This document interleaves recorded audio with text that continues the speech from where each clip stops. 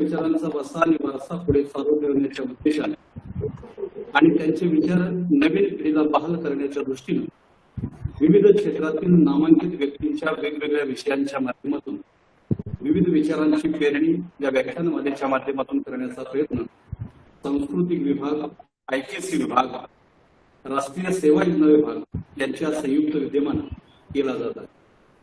महाविद्यालयामध्ये वेगवेगळ्या विभागाच्या माध्यमातून वर्षभर सातत्याने वेगवेगळ्या उपक्रमांचे आयोजन केले जाते.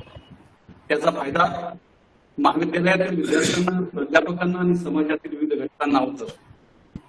या वैविध्यपूर्ण उपक्रमांच्या माध्यमातून कला, क्रीडा, गुणवत्ता अशा विविध क्षेत्रातून महाविद्यालयाचा सोलापूर विद्यापीठातच नव्हे तर संपूर्ण महाराष्ट्रामध्ये आपला नावलौकिक केला आहे. यातूनच महाविद्यालयास आणि महाविद्यालयातील अनेक प्राध्यापकांना या उपक्रमाच्या माध्यमातून विविध पुरस्काराने सन्मानित करण्यात आले. या सर्व उपक्रमांची सुरुवात करण्याचं जे बळ आम्हाला मिळतं त्यामध्ये संस्थेचे अध्यक्ष सन्माननीय जयसिंह शंकरराव मोहिते पाटील, आदरणीय बाळदादा, महाविद्यालय व्यवस्थापन समितीचे सभापती सन्माननीय संग्रामसिंह मोहिते पाटील, संस्थेच्या संचालिका आणि विद्यापीठाच्या सिनेट सदस्य कुमारी स्वरूपाराणी मोहिते पाटील, त्याचबरोबर महाविद्यालयाचे माजी प्राचार्य डॉक्टर आबासाहेब देशमुख, सध्याचे प्राचार्य डॉक्टर दत्तात्रय बागडे यांच्या प्रेरणेतून आणि सहकार्यातून हे कार्य तडीस नेण्यासाठी आम्हाला प्रोत्साहन मिळत आहे.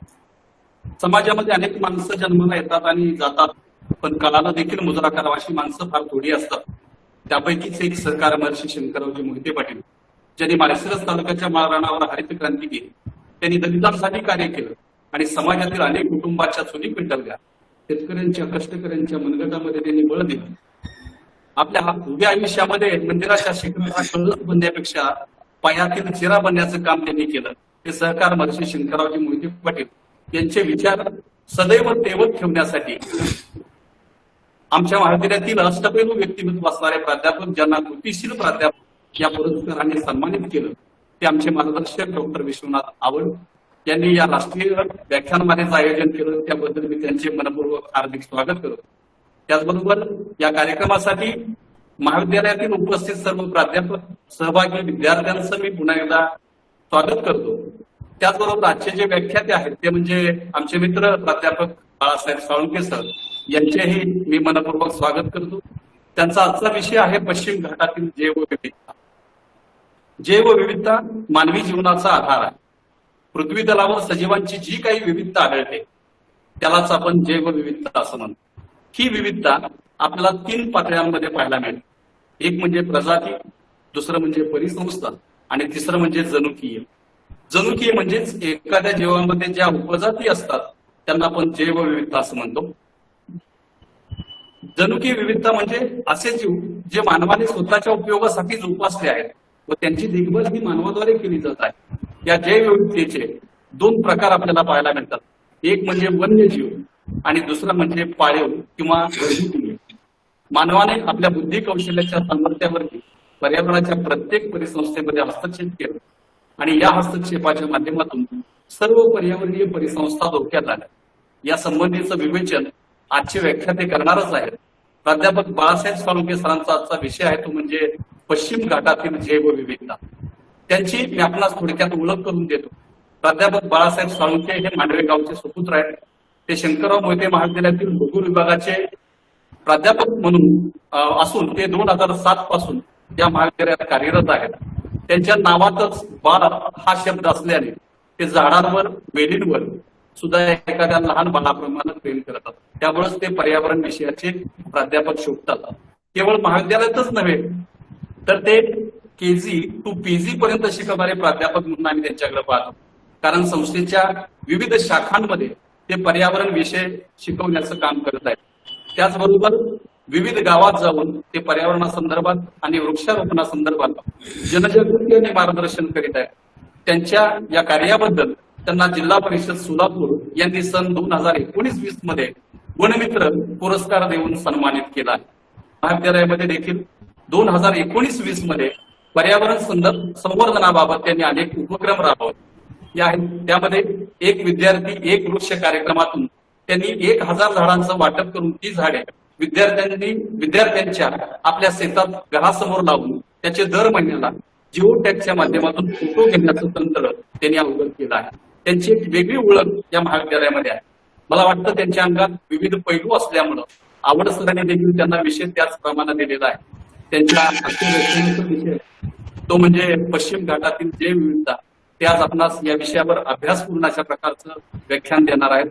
त्यांच्या व्याख्यानाचा नक्कीच आपल्याला सर्वांना फायदा होईल अशा प्रकारची मी अपेक्षा करतो. आणि पुन्हा एकदा या ऑनलाईन कार्यशाळेमध्ये सहभागी झालेल्या व्याख्यानमालेमध्ये सहभागी झालेल्या सर्व उपस्थितांचं आणि त्याच्या प्रमुख पाहुणे प्राध्यापक बाळासाहेब सोळंके सरांचं मी मनपूर्वक हार्दिक स्वागत करतो.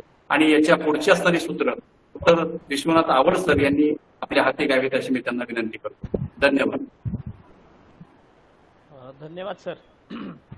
साळुंके सरांची नव्यानं ओळख करून देण्यापेक्षा त्यांना त्यांच्या वक्तृत्वातून आणि त्यांच्या विषय मांडणीतून ते आपल्या सगळ्यांना त्यांची ओळख करून देतीलच. मी सरांना विनंती करतो की त्याने आपल्या विषय मांडणीला सुरुवात करावी. प्राध्यापक बाळासाहेब साळुंके सर. नमस्कार. आवाज येतोय माझा सर्वांना? अगदी स्पष्ट येतोय सर्वांना आवाज? अगदी व्यवस्थित. चालू करूया. हो.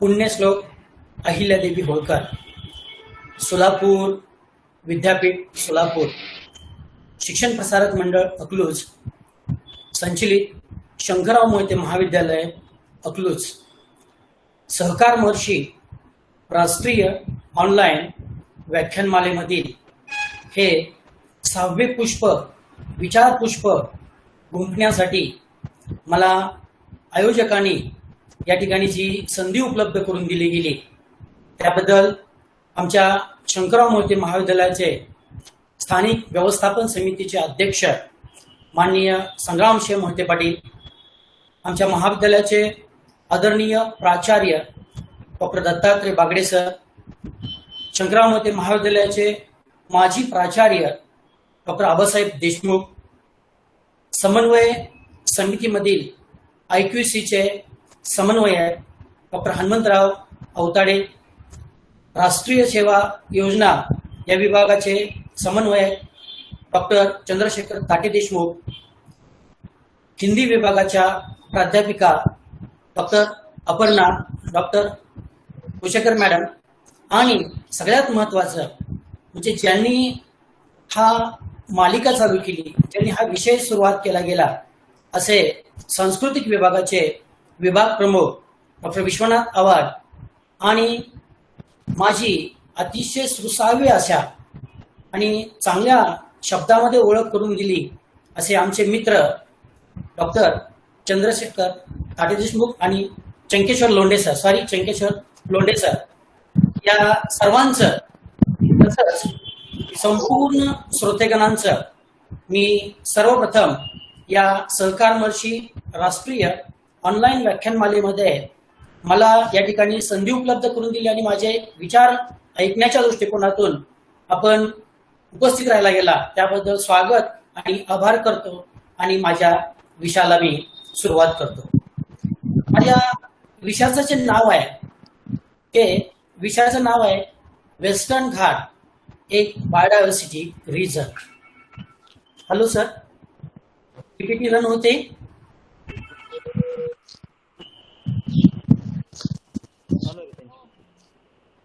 हा होत चालू आहे बाळासाहेब. आवाज येत नाही सर मला तुमचा? हा येतोय येतोय ना? हा येतोय. ठीक आहे. माझ्या विषयाचं नाव आहे Western Ghat as a biodiversity region. Pashchim Ghat एक जैवविविधतेचा प्रदेश, यालाच सह्याद्री पर्वतातील जैवविविधता असंही संबोधलं जातं.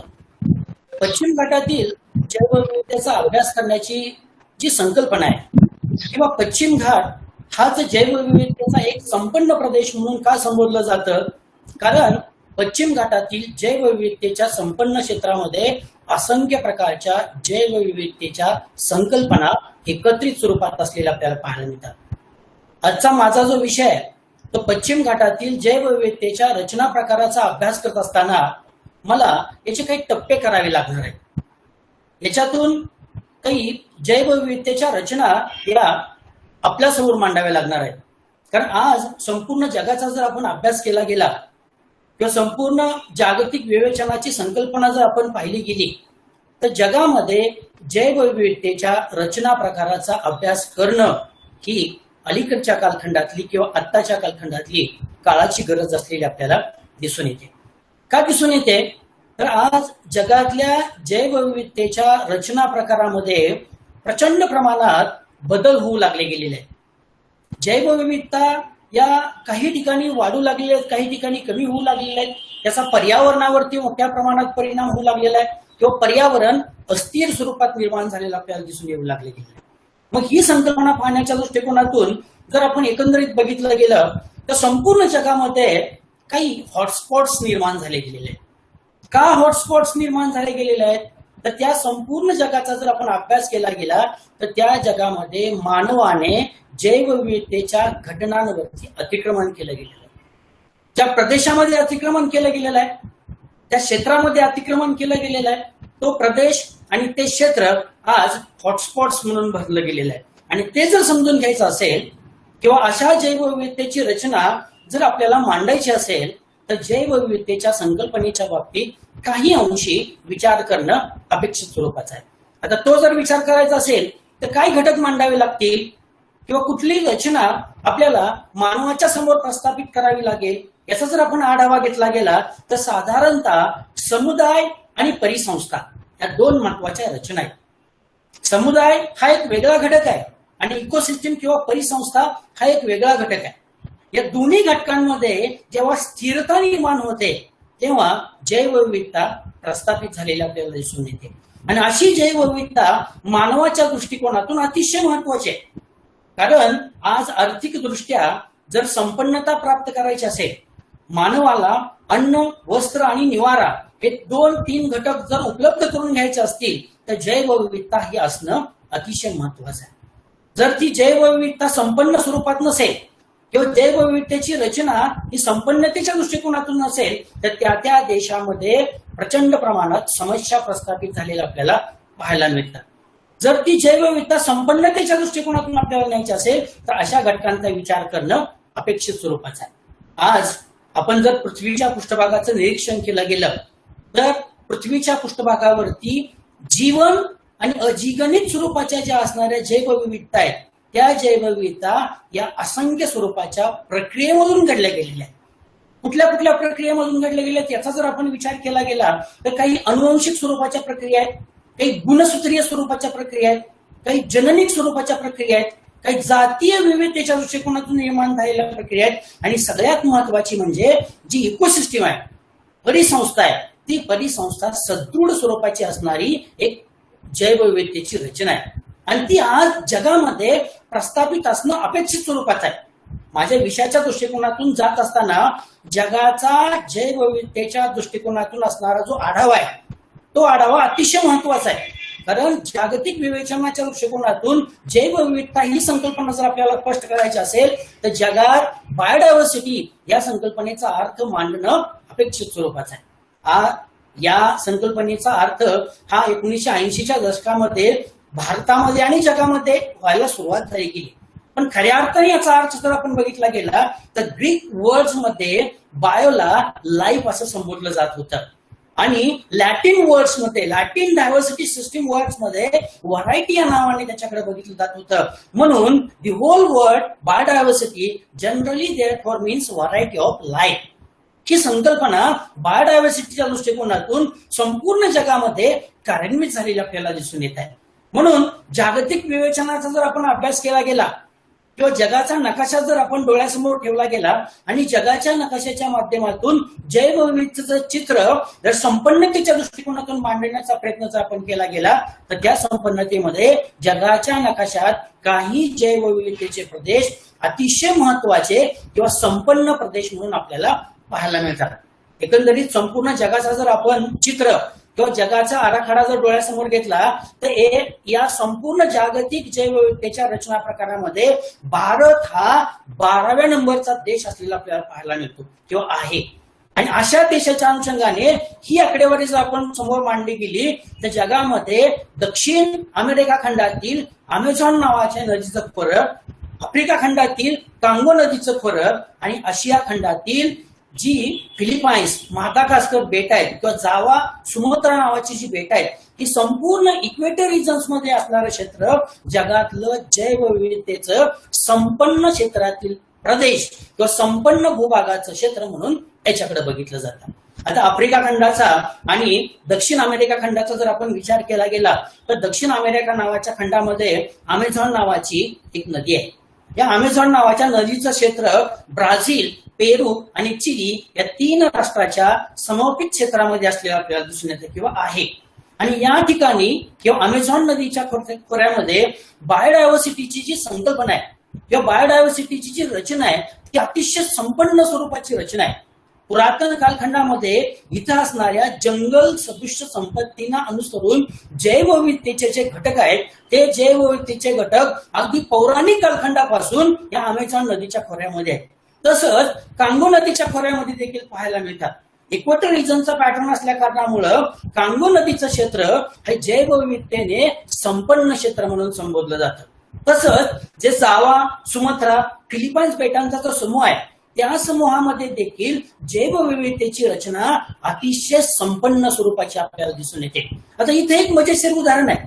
अमेझॉन नदीच्या खोऱ्याचा विचार जर आपण केला गेला किंवा अमेझॉन नदीचं खोरं जर आपण बघितलं गेलं तर जगातील वनसंपदांनी, प्राणीमात्रांच्या रचनेनी किंवा इकोसिस्टीमने संपन्न असणारा प्रदेश म्हणून त्याच्याकडे आपण बघतो.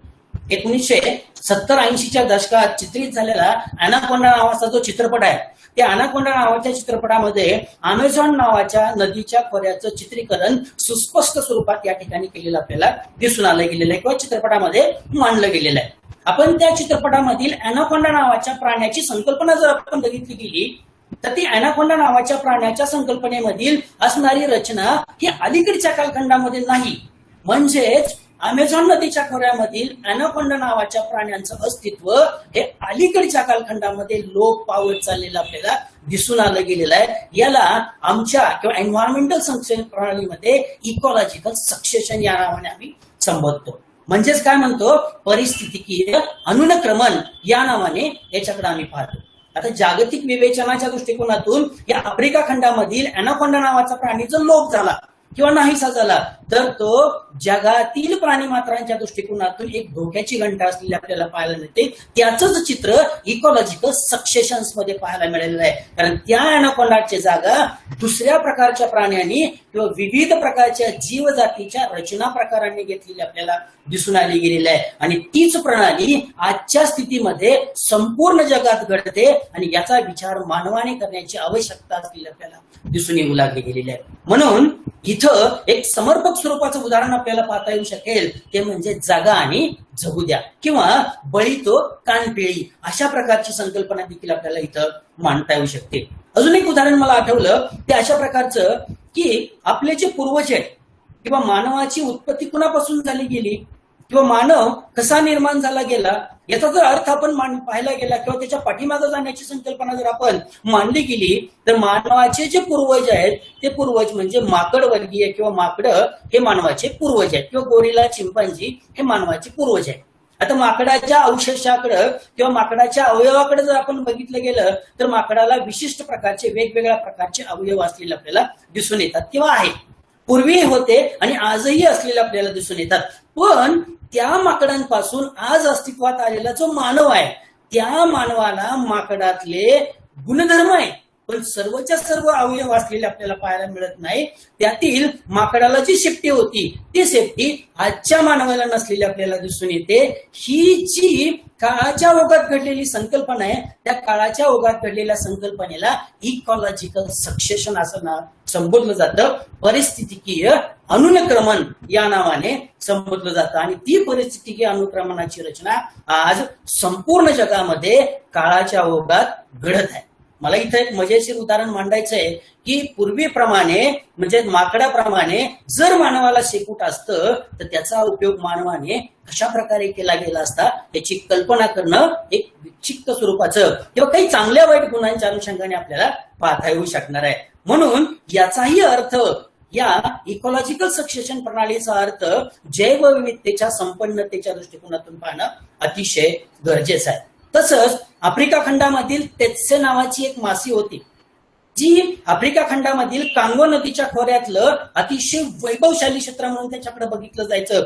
पण आज तिचं अस्तित्व या कांगो नदीच्या खोऱ्यामधून लोप पावत चाललेलं आपल्याला दिसून येऊ लागलेलं आहे. म्हणून याचा विचार करण्याची आवश्यकता ही जैवविविधतेच्या दृष्टिकोनातून पाहणं गरजेचं आहे. तसंच आशिया खंडाच्या बाबतीत जर आपण विचार करायला गेलं तर आशिया खंडामध्ये आपल्याच भारतातील हिमालयाचा जी रांग आहे किंवा हिमालयाच्या ज्या डोंगर रांगेचं असणारं क्षेत्र आहे ते हिमालयाच्या डोंगर रांगेमध्ये असणाऱ्या क्षेत्रामध्ये लाल पांडा नावाचा एक प्राणी आहे. त्या लाल पांडा नावाच्या प्राण्याचं अस्तित्व आज भारतातून लोप पावत चाललेलं आपल्याला दिसून येऊ लागलाय. तो जगात कुठं पाहायला मिळत नाही. अशा प्राणी मात्रांची रचना समजून घेण्याची आवश्यकता आपल्याला या ठिकाणी दिसून येते. म्हणून जागतिक विवेचनाच्या दृष्टिकोनातून जर विचार केला तर ही जगाचं चित्र किंवा जगाची रचना ही जैवविविधतेच्या दृष्टिकोनातून संपन्नतेमध्ये आपल्याला पाहायला मिळते. मी पुढे जात असताना आपल्याला जैवविविधतेच्या घटकाचा जर अभ्यास करायचा असेल तर जसं जगाचा आपण अभ्यास केला गेला जगाची रचना डोळ्यासमोर आणली गेली तसंच भारताच्या जैव भौगोलिक वर्गीकरणाची संकल्पना देखील पाहणं अपेक्षित स्वरूपाचं आहे. याला बायोजॉग्राफिकल क्लासिफिकेशन ऑफ इंडिया या नावाने संबोधलं जातं किंवा ओळखलं जातं. आता इथं जर आपण बघितलं गेलं तर बायोजॉग्राफिकल झोन इन इंडिया किंवा बायोजॉग्राफिकल क्लासिफिकेशन ऑफ इन इंडिया या भारताच्या जैव संकल्पनेच्या दृष्टिकोनातून जर बघितलं तर हिमालयाचं असणारं क्षेत्र, ट्रान्स हिमालयाची असणारी रचना, डेझर्ट पार्ट म्हणजे वाळवंटी प्रदेशाचं असणारं क्षेत्र, कोस्टल रिजन म्हणजे समुद्र किनारपट्टीचं असणारं क्षेत्र, त्याचबरोबर मिडल पार्ट द्वीपकल्पीय क्षेत्राचं असणारं क्षेत्र, त्यानंतर सेमी ॲरिड पॅटर्न्स असणारं क्षेत्र, असे जवळजवळ 10 विभाग जैवविविधतेच्या संपन्नतेच्या दृष्टिकोनातून भारतात असलेले आपल्याला दिसून येत आहेत किंवा आहे. या जैव संकल्पनेचा अर्थ जर आपण बघितला गेला तर साधारणतः भारतातील या जैव भौगोलिक वर्गीकरणाची रचना प्रामुख्याने वनस्पती, कृषी साधन संपत्ती, इकोसिस्टीम, परिसंस्था, हवामान, प्राकृतिक रचना असे असंख्य घटक आहेत. त्या असंख्य घटकांवरती आधारित एक वैशिष्ट्यपूर्ण स्वरूपाचे असलेले दिसून आलेले आहे किंवा निर्माण झाले गेलेले आहे. त्या 10 विभागाचं विवेचन जर आपण बघितलं गेलं तर याच्यामध्ये ट्रान्स हिमालय आहे, हिमालयाचं क्षेत्र आहे, वाळवंटी प्रदेशाचा असणारा जो अथांग स्वरूपाचा पश्चिम किनारपट्टीमधील जो थरचा वाळवंट म्हणून ओळखला जातो तो वाळवंटी प्रदेशाचा भाग आहे, निम ओसाड प्रदेशाचं क्षेत्र आहे, पश्चिम घाटाचा असणारा भाग आहे, द्वीपकल्पीय क्षेत्राची असणारी रचना आहे, गंगा नदीच्या तिराई क्षेत्राचा असणारा भाग आहे, ईशान्य भारत म्हणून ज्याच्याकडे बघितलं जातं तो भाग आहे, समुद्र किनारपट्टीची असणारी रचना आहे आणि सगळ्यात महत्वाचं म्हणजे आयलँड्स किंवा सागरी बेटाचा असणारा भूप्रदेश आहे. इथं मी पीपीटी मध्ये 2 भाग रेड पद्धतीने दाखवले गेलेले आहेत. याचं कारण की भारतातील जागतिक जैवविविधतेच्या संपन्न क्षेत्रापैकी भारतात हे 2 प्रदेश जैवविविधतेने अतिशय संपन्न प्रदेश म्हणून याच्याकडे बघितलं जातं. त्यातला एक आहे हिमालयाचं क्षेत्र आणि दुसरा जो आहे तो पश्चिम घाटाचं असणारं क्षेत्र. असे 2 प्रदेश प्रचंड प्रमाणात जैवविविधतेने संपन्न असलेले पाहायला मिळतात. जगातल्या जेवढ्या जैवविविधतेच्या जाती प्रजातींमधील असणारी विविधता आहे, जाती प्रजातींना अनुसरून असणारे घटक आहेत, जेवढे घटक जागतिक प्रणालीमध्ये दृष्टीस पडतात तेवढे घटक हिमालय आणि पश्चिम घाट या 2 प्रदेशांमध्ये पाहायला मिळतात. म्हणूनच भारताला India is a mega diversity nation, Bharat एक महाजैवविविधतेचं राष्ट्र किंवा प्रदेश असं संबोधलं जातं. बघा जगातल्या कुठल्याही राष्ट्राला जैवविविधतेचा प्रदेश किंवा मेगा डायव्हर्सिटी नेशन म्हणून संबोधलं जात नाही. भारतालाच फक्त India is a mega diversity nation या नावाने संबोधलं जातं. याचं कारण आहे की भारतामध्ये असंख्य प्रकारच्या जीवजातींचं वेगळेपण पाहायला मिळतं. प्राणी मात्रांमधील असणारी विविधता पाहायला मिळते, पक्षी वर्गांमधील असणारी विविधता पाहायला मिळते, जीवसृष्टीमधील असणारी विविधता पाहायला मिळते, सरपटणाऱ्या प्राण्यांमधील असणारी विविधता पाहायला मिळते, किंवा एकंदरीत बेडूक वर्गांच्या असंख्य जाती भारतात आहेत. सर्प वर्गाच्या असंख्य सरपटणाऱ्या प्राण्यांमधील जे सर्प आहेत त्या सर्प वर्गांच्या देखील वेगवेगळ्या जाती भारतामध्ये पाहायला मिळतात. किंवा जम्मू काश्मीरचं क्षेत्र ते कन्याकुमारी, कच्छचे रण ते पूर्वांचलच्या टेकड्या, या संपूर्ण भूप्रदेशाचा जर आपण अभ्यास केला तर त्या संपूर्ण भूप्रदेशामध्ये विविध प्रकारच्या जैवविविधतेची रचना पाहायला मिळते, ती जगात कुठं बघायला मिळत नाही. म्हणून भारताला India is a mega diversity nation या नावाने संबोधलं जातं. बघा, मी एक उदाहरण देऊ इच्छितो, जे आत्ताच मी म्हटलं की हिमालयाच्या डोंगर रांगांमध्ये आढळणारा लाल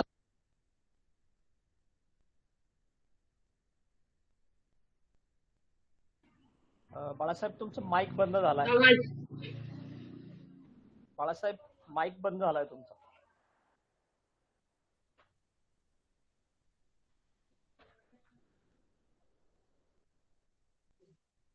सर आवाज येत नाहीये. एक मिनिट थांबा, त्यांना कॉल करतोय मी. त्यांचा माईक चुकून बंद झालाय.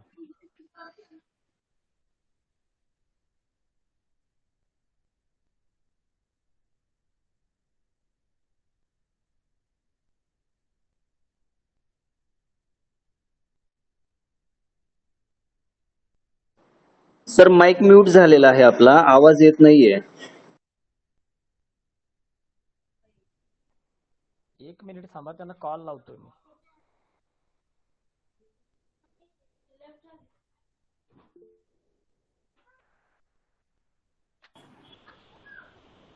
येतोय आवाज? Okay. Hello. Yes yes yes येतोय सर, आता येतोय, बोला. हा, या प्राणीमात्रांची जी विविधता आहे त्या प्राणीमात्रांच्या विविधतेमध्ये प्रचंड प्रमाणातील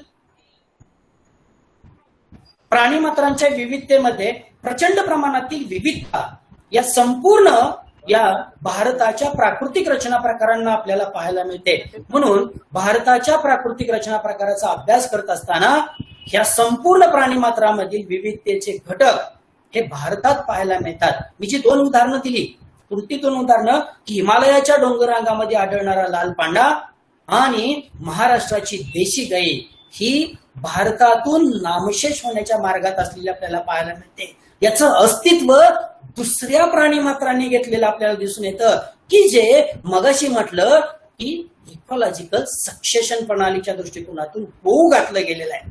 भविष्य काळाचा जर विचार केला गेला तर भारतातल्या अशा काही जाती प्रजाती आहेत, भारतातल्या अशा काही प्राणीमात्रांच्या रचना आहेत, त्या प्राणीमात्रांच्या रचना या नामशेष होत चाललेल्या आपल्याला दिसून येत आहेत.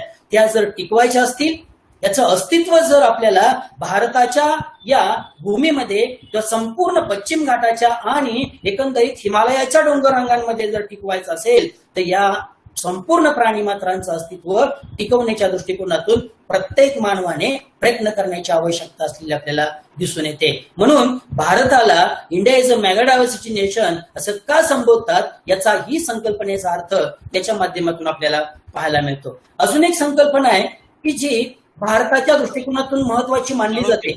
साळुंके सर, प्रेझेंटेशन बंद आहे. हा, प्रेझेंटेशन तुमचं बंद आहे, ते सुरू करा. प्रेझेंटेशन बंद पडलं? बंद आहे, तेवढं सुरू करा.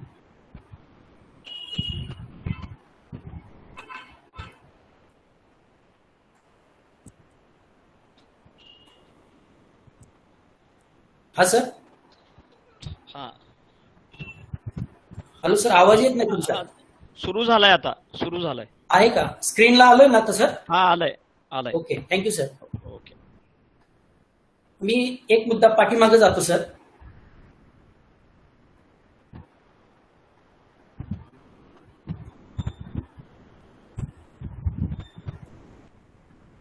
India is a mega diversity nation या भारताच्या संकल्पनेला जी रचना म्हणून संबोधलं गेलेलं आहे किंवा भारताला जैवविविधतेचे प्रदेश किंवा संपन्नतेचा प्रदेश म्हणून जे ओळखलं जातं, पाहिलं जातं, याच्या पाठीमागची दुसरी एक कारण मीमांसा कोणती आहे तर भारतातील माउंटन रिजन्स आहेत, जे डोंगराळ प्रदेश आहेत, प्लॅटू रिजन्स आहेत, डेझर्ट पॅटर्न्स आहेत किंवा पाउंड्स आहेत, अॅनिमल व्हरायटीज आहेत, similar numbers of fish waters आहेत, किंवा जगातील जेवढ्या प्रकारच्या जैवविविधतेच्या रचना आहेत त्या संपूर्ण जैवविविधतेच्या रचनेपैकी कितीतरी जैवविविधतेच्या रचनेचे घटक हे हॅबिटल डायव्हर्सिटीमध्ये या भारताच्या प्राकृतिक रचना प्रकारामध्ये आढळतात.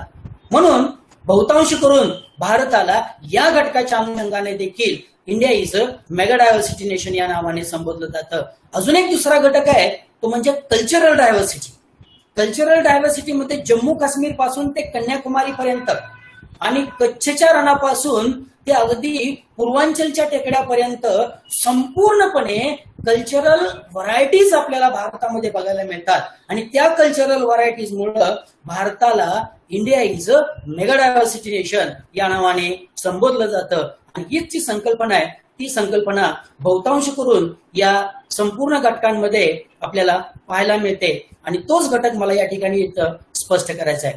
दुसरा एक महत्वाचा भाग आहे की भारताची प्राकृतिक रचना, भारताचं असणारं हवामान, भारतातील नैसर्गिक विविधतेचे प्रदेश किंवा भारतात असंख्य स्वरूपाची असणारी जैवविविधतेची एकंदरीत असणारी जी घटक रचना आहे किंवा ती घटक रचना अबोल स्वरूपात आपल्याला पाहायला मिळते किंवा दृष्टीस पडते. ती असण्याचं कारण काय आहे किंवा जे अबोलतेचे घटक काय आहेत याचा जर आपण विचार केला गेला तर आज जागतिक भूप्रदेशाच्या जवळजवळ 2.4% भूभाग हा भारतात आहे. जागतिक जैवविविधतेच्या 8.22% वाटा हा भारतामध्ये जैवविविधतेच्या दृष्टिकोनातून आपल्याला दिसून येतो. जगातील प्रमुख 12 मेघा जैवविविधतेचे जे प्रदेश आहेत त्या प्रदेशांमध्ये भारत हा एकमेव राष्ट्र असलेला आपल्याला पाहायला मिळतं की इथं नंबर ऑफ व्हरायटीज जैवविविधतेच्या पाहायला मिळतात. दुसरं उदाहरण जर आपण बघितलं गेलं तर जागतिक वनसृष्टीपैकी जवळजवळ 10.28% वनक्षेत्र हे भारताच्या प्राकृतिक रचना प्रकारामध्ये पाहायला मिळत आहे. जागतिक प्राणीसृष्टीपैकी 7.31% वाटा हा भारताच्या प्राणी विविधतेमध्ये आहे. वनसंपदेच्या बाबतीत जर आपण बघितलं तर जगात 10व्या क्रमांकाचा भारताचा क्रमांक लागतो आणि आशिया खंडामध्ये 4थ्या क्रमांकाचा नंबर लागतो. सस्तन जातीच्या क्रमांकांमध्ये जर आपण पाहिलं प्राण्यांमध्ये भारताचा 10व्या क्रमांकाचा नंबर असलेला दिसून येऊ लागलेला आहे किंवा आहे. त्याचबरोबर पृष्ठवंशीय जाती आहेत ज्या मानवाच्या दृष्टिकोनातून अतिशय महत्वाच्या पाहायला मिळतात त्यामध्ये भारताचा 11व्या क्रमांकाचा नंबर आहे. तसंच कृषी संगोपन क्षेत्र, कृषी आणि संगोपन याचा जर आपण विचार केला तर याच्यामध्ये 7व्या क्रमांकाचा नंबर असलेला आपल्याला दिसून येतो. एकंदरीतच जगातील 25 संपन्न ठिकाण आहेत. या 25 संपन्न ठिकाणापैकी पश्चिम घाट आणि पूर्व हिमालय जो हिमालयाचा टेकड्याचा पूर्वांचलचा भाग आहे हा पूर्व हिमालयाचा भाग हा संपन्न प्रदेश म्हणून ओळखला जातो की जो पश्चिम घाटाच्या दृष्टिकोनातून अतिशय महत्वाचा आहे. या संपूर्ण भारताच्या प्राकृतिक रचना प्रकारामध्ये वनस्पती उद्यानामध्ये, राष्ट्रीय उद्यानांमधून, प्राणी संग्रहालयाच्या माध्यमातून, अभयारण्याच्या माध्यमातून जवळजवळ 15.67 दशलक्ष हेक्टर क्षेत्र हे व्यापलं गेलेलं आहे. म्हणून भारताला India is a mega diversity nation या नावाने संबोधलं जातं. अशा भारतांमध्ये आपल्याला 2च घटकांचा फक्त या ठिकाणी अभ्यास करायचा आहे. वेस्टर्न घाटाच्या म्हणजे पश्चिम घाटाकडे जात असताना 2च घटक आपल्याला या ठिकाणी फक्त संबोधायचे आणि डोळ्यासमोर आणायचे. ते म्हणजे प्राणी जातीचं असणारं अस्तित्व आणि वनसंपदांचं असणारं अस्तित्व. प्राणी मात्रांची रचना जर आपण बघितली तर जवळजवळ 89,000 प्रकारच्या प्राणी जातींची रचना किंवा प्रकार हे भारतात आढळतात. आणि वनस्पतींमध्ये 45,000 प्रकारच्या वनस्पतीचे प्रकार हे भारतात आहे. म्हणजे 89,000 प्रकारच्या प्राणी जातींचे प्रकार आणि वनस्पतींमध्ये 45,000 प्रकारच्या प्राणी जाती वनस्पतीचे प्रकार या भारताच्या प्राकृतिक रचना प्रकारांमध्ये आहे. म्हणून conservation international trade on integrated species CITEC आंतरराष्ट्रीय व्यापार कराराची रचना भारताने देखील मान्य केली गेलेली आहे. त्याचबरोबर कन्झर्वेशन ऑफ मायग्रेशन स्पीसीज स्थलांतर जातीचा करार देखील भारताने मान्य केला गेलेला आहे. आणि या संपूर्ण कराराच्या अनुषंगाने एकंदरीत जैवविविधतेच्या संवर्धन प्रणालीच्या दृष्टिकोनातून या दुसऱ्या भागाच्या अनुषंगाने भारतात अतोनात स्वरूपाचे प्रयत्न केले जात असलेले आपल्याला दिसून येतात. म्हणून भारताच्या जैवविविधतेच्या संकल्पनेचा अभ्यास करत असताना किंवा जगाच्या जैवविविधतेच्या संकल्पनेचा अभ्यास करत असताना जे जैवविविधता आहे किंवा जगातील जैवविविधतेचे जे घटक आहेत ते जैवविविधतेचे घटक या संपूर्ण प्रकारांमध्ये एकंदरीत स्वरूपात किंवा एकत्रित स्वरूपात असलेले पाहायला मिळतात. आणि या सर्व घटकांना इकोसिस्टीम परिसंस्था हाच एकमेव घटक स्थिरतेच्या किंवा पर्यावरणाच्या दृष्टिकोनातून समवेत स्वरूपाचा असलेला आपल्याला दिसून येतो. म्हणून याचा अभ्यास हा या जैव संकल्पनेच्या दृष्टिकोनातून करण्याची आवश्यकता असलेली आपल्याला दिसून येते. यानंतर माझा जो तिसरा टप्पा आहे त्या तिसऱ्या टप्प्यामध्ये ज्या विषयाचा आपल्याला अभ्यास करायचा आहे, ज्या घटकाची संकल्पना आपल्याला समजून घ्यायची ती संकल्पना म्हणजे वेस्टर्न घाट, पश्चिम घाट, जैवविविधतेचा प्रदेश, ज्याला Western Ghat as a biodiversity region, Pashchim Ghat एक जैवविविधतेचा प्रदेश या नावाने संबोधलं जातं.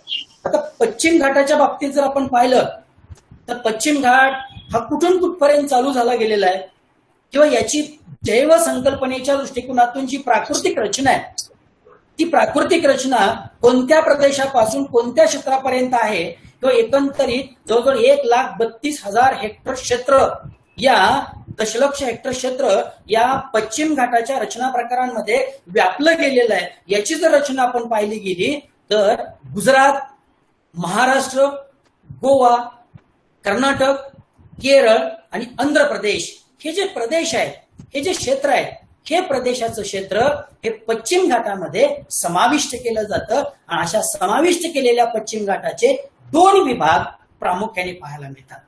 एक म्हणजे गुजरात, महाराष्ट्र आणि गोवा हा जो प्रांत आहे, हा जो प्रदेश आहे, या प्रदेशाला हिली रिजन्स किंवा डोंगराळ प्रदेशाचं असणारं क्षेत्र म्हणून याच्याकडे बघितलं जातं. कर्नाटक, केरळ आणि तामिळनाडू हे जे क्षेत्र आहे ते मलबार क्षेत्र म्हणून याच्याकडे बघितलं जातं, मलबार प्रांत म्हणून याच्याकडे पाहिलं जातं. आणि या दोन्ही प्रांतांमध्ये, दोन्ही प्रदेशांमध्ये जैवविविधतेच्या संपन्नतेचे घटक, संपन्नतेचे प्रदेश अतिशय अप्रतिम स्वरूपात असलेले आपल्याला दिसून येतात किंवा आहे.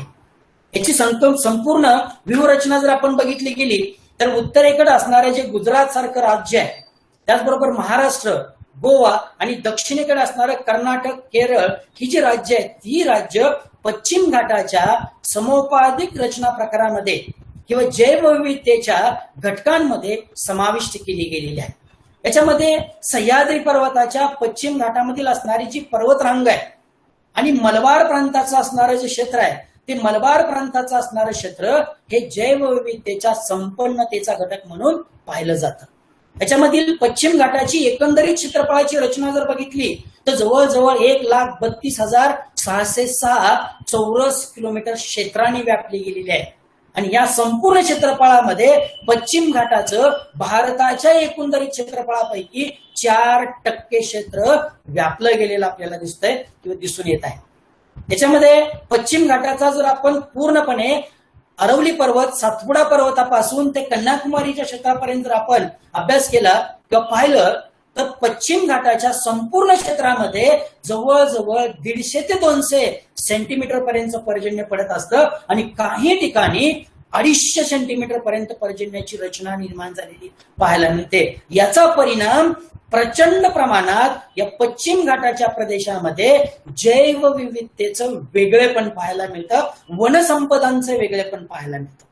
जैवविविधता म्हणजे नुसते प्राणी नाही, जैवविविधता म्हणजे वनसंपदा, प्राणी मात्रा आणि एकंदरीतच तिथं असणारी जी इकोसिस्टीम्स आहेत ती परिसंस्था ही जैवविविधतेमध्ये संपन्नतेच्या दृष्टिकोनातून पाहिली जाते किंवा आहे. भारताच्या पश्चिम किनारपट्टीला असणारं जे संपूर्ण वेस्टर्न घाटाचा प्रदेश म्हणून संबोधलं जातं अशा प्रदेशामध्ये सस्तनवर्गीय प्राण्यांची जवळजवळ 140 प्रकारची रचना ही पश्चिम घाटामध्ये पाहायला मिळते. पक्षीवर्गीयांचा जर आपण अभ्यास केला गेला तर पक्षीवर्गीयांमध्ये 510 प्रकारच्या पक्षीवर्गीयांची रचना ही पश्चिम घाटामध्ये आहे. सरपटणाऱ्या प्राण्यांमध्ये 260 प्रकारचे सरपटणारे प्राणी हे पश्चिम घाटामध्ये आहेत आणि बेडूक वर्गीयांमध्ये 180 प्रकारचे बेडूक वर्गीय इथं हे पश्चिम घाटामध्ये असलेले आपल्याला पाहायला मिळतात. म्हणजे एकंदरीत प्राणीमात्रांची रचना पाहता भारताच्या एकंदरीत क्षेत्रफळापैकी 25% वन क्षेत्रांची आणि प्राणीमात्रांची रचना ही पश्चिम घाटामध्ये समाविष्ट झाली गेलेली आहे आणि याचा अभ्यास हा हॉटस्पॉटच्या दृष्टिकोनातून पाहणं अत्यंत महत्वाचं आहे.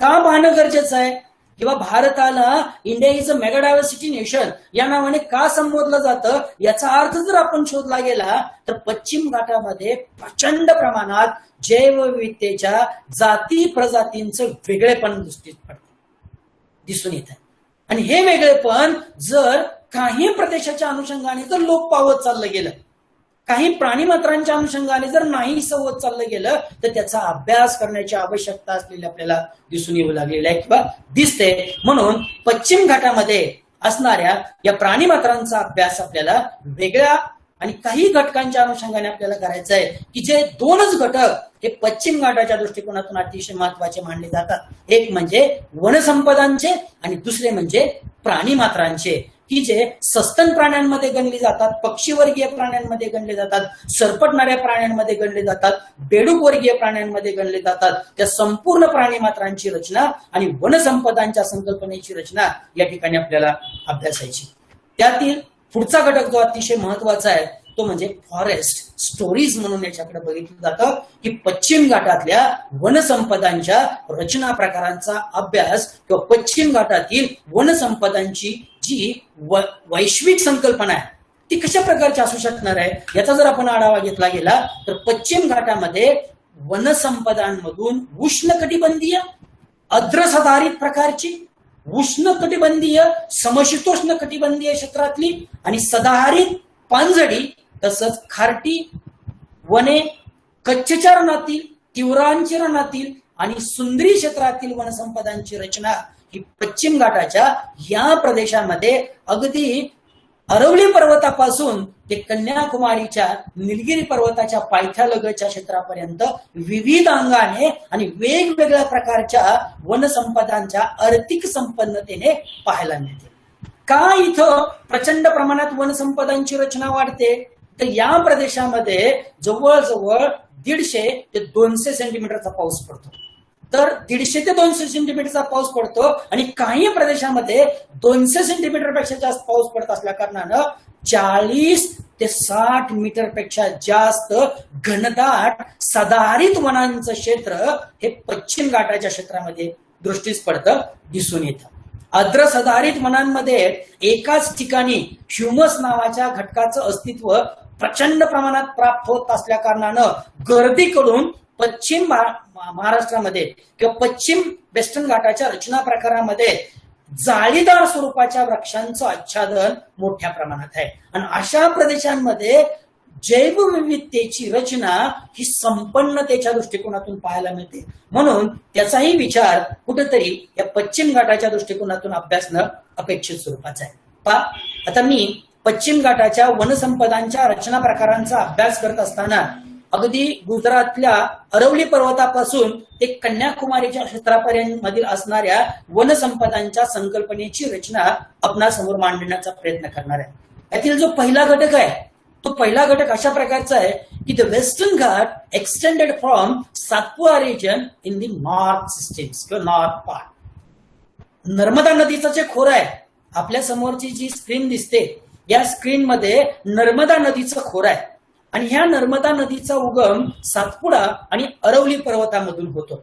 या सातपुडा आणि अरवली पर्वताच्या पायथ्यालगत असणाऱ्या क्षेत्रामधून उगम पावणाऱ्या या नर्मदा नदीच्या क्षेत्राची रचना बंगालच्या अरबी समुद्राला जाऊन मिळते की महाराष्ट्राच्या आणि गुजरातच्या बाउंड्री पासून मिळत असलेले आपल्याला दिसून येते आणि इथं वनसंपदांचं प्रचंड प्रमाणात अस्तित्व असलेलं आपल्याला दिसून आलं गेलेलं आहे. का अस्तित्व आहे? गोड्या पाण्याचा प्रचंड प्रमाणात पुरवठा, अरवली आणि सातपुडा पर्वतामधून निर्माण होणारी जी पर्जन्यवृष्टी आहे त्या पर्जन्यवृष्टीचं सतत इथं उपयुक्त स्वरूपात असणारं साधन मोठ्या प्रमाणात मिळत असल्या कारणानं वनराईचं अस्तित्व मोठ्या प्रमाणात आहे. आणि याच नर्मदा नदीच्या क्षेत्रामध्ये सरदार सरोवर नावाचं एक सरोवर आहे किंवा डॅम आहे, पाण्याचा संचित साठा आहे. आणि तो पाण्याचा संचित साठा जेव्हा निर्माण केला गेला तेव्हा याच प्रदेशामधील असंख्य वनराईने आच्छादित असलेलं क्षेत्र हे पाण्याखाली लोप पावलं गेलं, नष्ट झालं गेलं.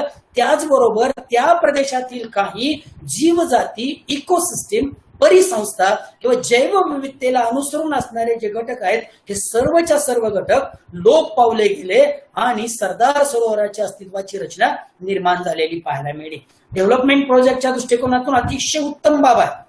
पण 2000 साली याच सरदार सरोवराची उंची भारत सरकारने 4 फुटाने वाढवायचा जेव्हा निर्णय घेतला गेला तेव्हा मेघाताईंनी प्रचंड प्रमाणात या सरदार सरोवराच्या वाढणाऱ्या उंचीला विरोध केला आणि भारत सरकारच्या विरोधात प्रचंड प्रमाणात झगडण्याचा प्रयत्न केला गेला. का मेघाताईंनी या प्रदेशामध्ये झगडण्याचा प्रयत्न केला गेला? कारण ज्या 4 फुटाच्या उंचीमुळं जवळजवळ 537 खेडी नष्ट होणार होती.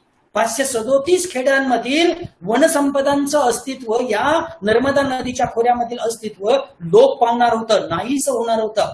त्याचबरोबर इथं असणारी जैवविविधता नाहीशी होणार होती, इथं असणारी इकोसिस्टम डॅमेज पद्धतीमधून निर्माण होणार होती. म्हणून मेघाताईंनी भारत सरकारच्या विरोधात एक भूमिका प्रस्थापित केली गेली आणि जैवविविधतेचं क्षेत्र किंवा परिसंस्थेचं क्षेत्र संपन्नतेच्या दृष्टिकोनातून राखण्यासाठी भारत सरकारशी विरोध करून जी 4 फुटांनी उंची वाढवण्याचा निर्णय होता तो भारत सरकारला मागे घ्यायला लावला गेला. हीच जैवविविधतेच्या संवर्धन प्रणालीच्या दृष्टिकोनातून महत्वाची रचना आहे आणि ती महत्वाची रचना ही पश्चिम घाटातील जैवविविधतेच्या संवर्धन प्रणालीसाठी अतिशय महत्वाची असलेली दिसते. का महत्वाची? जेव्हा आपण प्राणीमात्रांचा अभ्यास करणार आहे तेव्हा या उदाहरणाचा अर्थ आपल्याला पाहता येऊ लागणार आहे किंवा पाहता येणार आहे. म्हणून पश्चिम घाटातील जैवविविधतेच्या संकल्पनेमध्ये नर्मदा नदीचं जे खोरं आहे ते नर्मदा नदीचं खोरं गुजरात मधील या पश्चिम घाटाच्या दृष्टिकोनातून संपन्नतेचा प्रदेश म्हणून याच्याकडे बघितलं जातं. दुसरा जो भाग आहे ही जो फॉरेस्ट ट्रीज आहे तो सेंट्रल वेस्टर्न घाट मधील आहे, जो पश्चिम घाटाचं हिली माउंटन रिजन्स मधील अतिउच्च प्रदेशाच्या क्षेत्रामधील जे मध्य वेस्टर्न घाटाचा भाग म्हणून ओळखलं जातं किंवा ज्याला पुरातन कालखंडातलं क्षेत्र म्हणून ज्याला ओळखलं जातं किंवा ज्याच्याकडे बघितलं जातं, अशा क्षेत्रामध्ये वनराईच्या अनुषंगाने प्रचंड प्रमाणात पर्जन्यवृष्टीची रचना होत होती. जसं की 150 ते 200 सेंटीमीटर किंवा काही प्रदेशामध्ये 250 सेंटीमीटर पेक्षा पाऊस जास्त पडत होता. अशा क्षेत्रांमध्ये प्रचंड वनराईने संपन्न असणारं क्षेत्र हे मिडल पार्ट्स म्हणून वेस्टर्न घाटाकडे बघितलं जातं किंवा आहे. अशा क्षेत्रात प्राणीमात्रांच्या गुहा आहेत, वेगवेगळ्या हिंस्र पशूंच्या गुहा आहेत. अशा गुहांवरती अलीकडच्या कालखंडामधील डेव्हलपमेंट प्रोजेक्टच्या दृष्टिकोनातून किंवा वनराईच्या अस्तित्वावरती गधाणण्याच्या दृष्टिकोनातून काही ठिकाणी जे प्रोजेक्ट्स निर्माण झाले गेले त्याचा परिणाम अशा क्षेत्रावरती निर्माण झाला गेलेला आहे.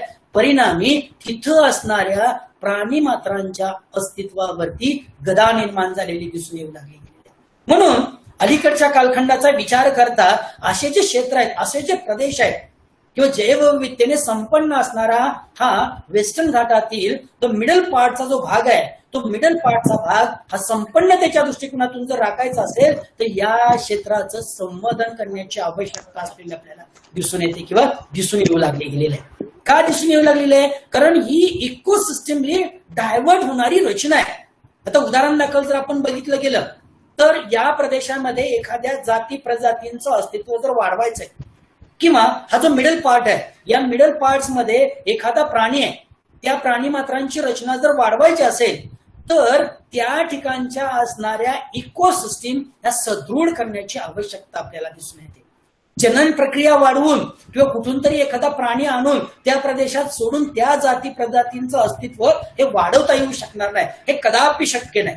जर मानवाला इकोसिस्टम डायव्हर्ट करता आल्या परिसंस्था जर संपन्न करता आल्या गेल्या तरच असे प्रदेश हे संपन्नतेच्या दृष्टिकोनातून राखता येऊ शकणार आहेत. आणि हा मिडल पार्टचा भाग अतिशय महत्वाचा असलेला आपल्याला दिसून येतो. म्हणून याचाही विचार हा पश्चिम घाटाच्या दृष्टिकोनातून करणं अपेक्षित सुरुवात आपल्याला दिसून येतं.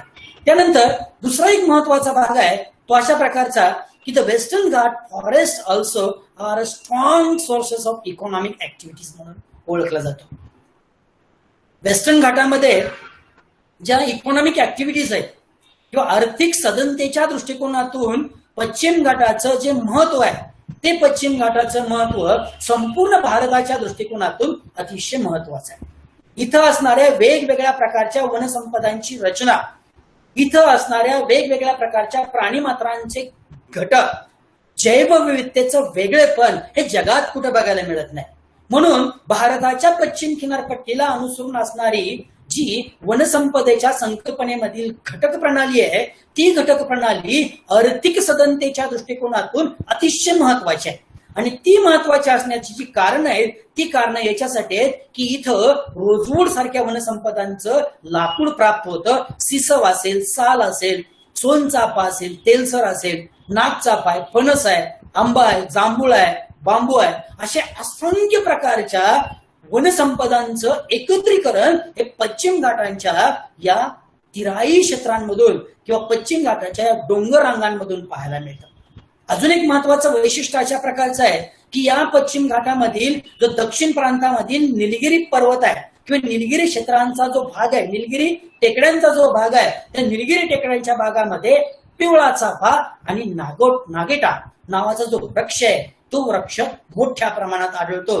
पण अलीकडच्या कालखंडामध्ये अशा वनसंपदांच्या अस्तित्वाची रचना टिकवणं ही काळाची गरज किंवा मानवाची एक जबाबदारी असलेली आपल्याला दिसून येते. म्हणून कुठेतरी या साधन संपत्तीचा विचार, कुठेतरी या साधन संपत्तीची रचना ही मानवाने शोधणं अपेक्षित स्वरूपाचं आहे. एकंदरीत जर बघितलं गेलं किंवा पश्चिम घाटाची रचना जर आपण डोळ्यासमोर आणली गेली तर वनसंपत्ती भारतात जेवढ्या वनसंपदा आहेत, उदाहरणार्थ 15,000 प्रकारच्या जाती वनसंपदाच्या या भारतात आहेत, यातल्या जवळजवळ 4,500 जाती या पश्चिम घाटात सापडतात. याच्यापेक्षा जास्त सापडत असतील पण ज्या ज्या माझ्या माहितीनुसार ज्या मला पाहायला मिळाल्या आहेत यातील 4,500 प्रकारच्या जाती या पश्चिम घाटात आहेत. आणि त्या पश्चिम घाटात आढळणाऱ्या जातींमध्ये अशी वैविध्यता पाहायला मिळते. तिथं असणाऱ्या रचना प्रकारांमधून एक वेगळ्या प्रकारची रचना आपल्याला दृष्टीस पडते. पहा, आपल्या समोर आलेली जी स्क्रीन आहे याच्यामध्ये भीमाशंकर सह्याद्री वेस्टर्न घाट इंडियन डिव्हिजन्स, भीमाशंकरचं जे क्षेत्र आहे जे पुण्याच्या नजदीक आपल्याला पाहायला मिळतं त्या क्षेत्रामधील प्राकृतिक रचना प्रकाराचा जर आपण अभ्यास केला गेला तर त्या प्राकृतिक रचना प्रकारामध्ये काही उजाड डोंगरांग पाहायला मिळतात तर काही जैवविविधतेने संपन्न असणारे क्षेत्र त्या ठिकाणी पाहायला मिळतात. त्या प्रदेशामधील त्या क्षेत्राला अनुसरून तिथं जैवविविधतेची रचना ही संपन्न झाली गेलेली आहे. वनसंपदांचं त्या क्षेत्रामध्ये वाढण्याचं कारण पर्जन्यवृष्टीच्या संकल्पनेमधील उपयुक्तता अतिशय मोठ्या प्रमाणात आहे. पुण्याच्या नजदीकच्या क्षेत्रामधील असणाऱ्या भीमाशंकरच्या क्षेत्रामध्ये वनराईच्या क्षेत्रांमध्ये प्रचंड वनसंपदांची विविधता बघायला मिळते आणि ती विविधता आजही मानवाच्या दृष्टिकोनातून अतिशय महत्वाची किंवा आकर्षक स्वरूपाची असलेली आपल्याला दिसते. आणि याचा अभ्यास आज मानवाने करण्याची आवश्यकता आहे की जेणेकरून पश्चिम घाटाचं अस्तित्व जर सुजलाम सुफलाम किंवा पश्चिम घाटाची रचना जर मानवाला जी उत्तम दर्जाची किंवा एकंदरीतच मानवाच्या दृष्टिकोनातून उच्च शिखराच्या दृष्टीने जर न्यायचं असेल तर या भीमाशंकरचं अस्तित्व आज मानवाने टिकवणं अपेक्षित स्वरूपाचं आहे. म्हणून याचाही विचार इथं कुठेतरी करणं गरजेचं आहे. जसं की हे अंबोली घाटातील विशिष्ट प्रकारच्या म्हणजे आंब्यासारख्या वृक्षांच्या घनदाट राईंचं क्षेत्र किंवा घनदाट वनराईंचं अस्तित्व किती प्रचंड प्रमाणात दिसतंय, किती मोठ्या प्रमाणात दिसतंय, त्याची रचना या स्लाइड्स मधून आपल्याला पाहायला मिळते.